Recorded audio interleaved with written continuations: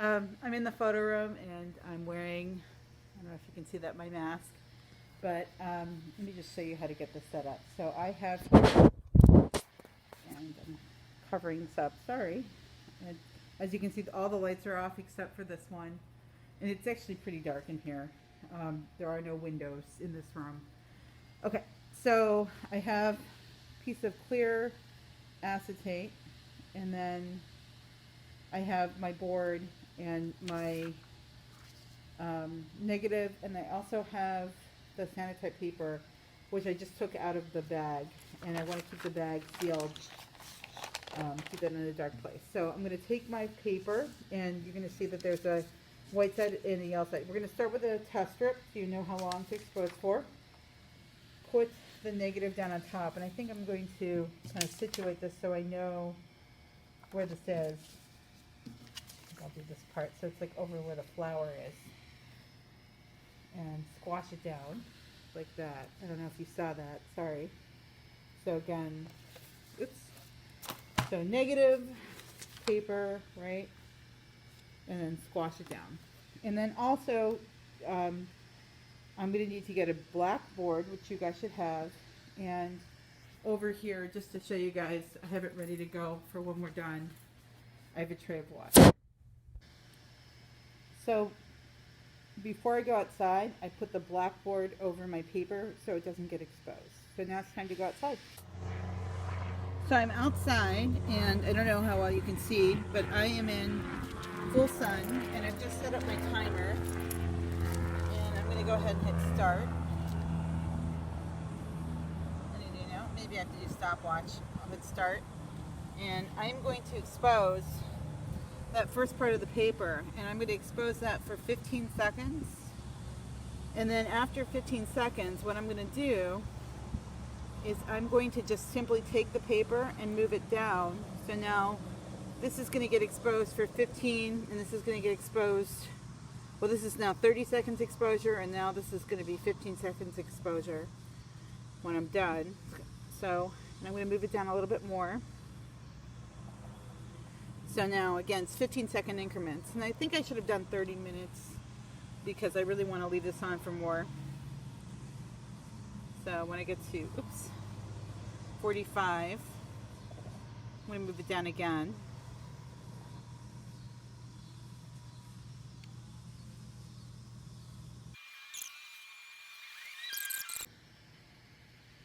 So I'm back in the classroom, and I'm going to take this off and remove this. And I can see there is my test strip, and I'm ready to take this over to the sink and put this in the water. And the water does two interesting things. It actually develops the image and fixes it. So it's making the image appear, and it's also desensitizing it.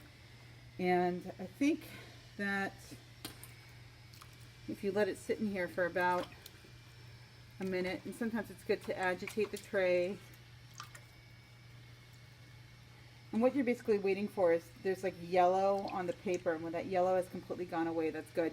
Now if you're running water, make sure that the water isn't hitting your paper, because it'll actually wash away the chemistry on the paper that lets the image appear. So like I'm keeping my water over here when I do this. Okay, so here's my test strip, and it's not super clear what to do, but I can clearly see that if this was the full 5 minutes, and then this is 15 seconds less and 15 seconds less, and this is a minute and a half less, so I'm not good with math, but this is a 3.5 minute exposure, and this is a full 5 minute exposure. I kind of like the dark blues I'm getting over here versus the lighter area I see here. This might be a little bit too dark. I think what I'm going to do is maybe bump it to about 4.5 minutes exposure. So I'm ready to make my final print. Okay, once again, I'm in a completely dark room, so I'm going to take my board, put that down, take my cyanotype paper, which I just took out of the black envelope, and I'm going to put it that side up, and I'm going to take my negative and place it on top of the paper like so, making sure that I've got a nice border around the whole thing. Make sure my piece of acrylic doesn't have anything stuck in between and press that down. And then I'm going to take, I wish I had a larger piece of black paper. Let me get a larger piece of black.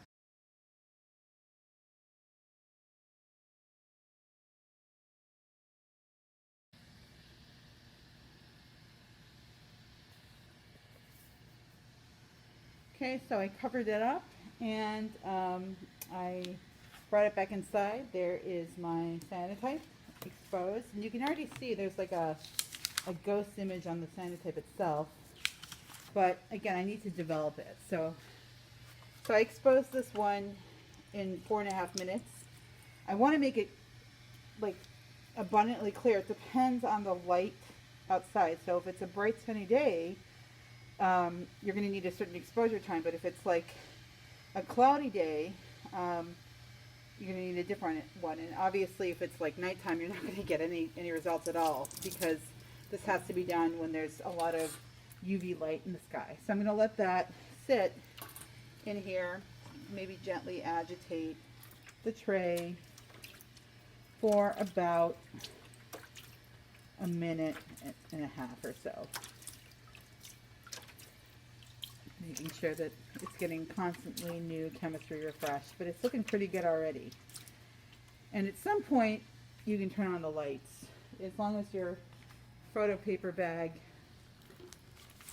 is protected. So I'm going to close this up, make sure that that's not getting any light in there.